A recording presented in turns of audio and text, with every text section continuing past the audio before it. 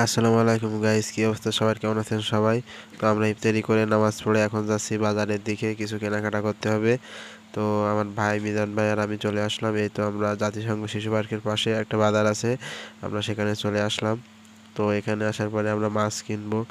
তো আসার পরে অনেক রকমের মাছ দেখলাম, বাট মাছের দামটা অনেক বেশি। তো আমরা দেখি কি মাছ নেওয়া যায় এ পাশে ওই পাশে দেখে।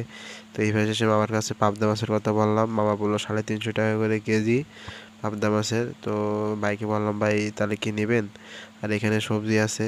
তো তারপরে ভাই বললো যে নাও, এই পাবদা মাছই নাও। তো তারপরে আমরা এসে পাবদা মাছ নিলাম, এতে টাকা দিলাম। আর বেগুনের কেজি 75 টাকা করে। তো তারপরে আমরা মাছ কিনে এনে এতে চা চা খেলাম সবাই মিলে। খাওয়ার পরে আমরা তিনজনে এই যে রিক্সায় উঠে বাসায় আসতেছি, আর ভাইরা গল্প করতেছিল, শুনতেছিলাম, আমি ক্যামেরা করতেছি, তাই ভাইরা বলতেছিল।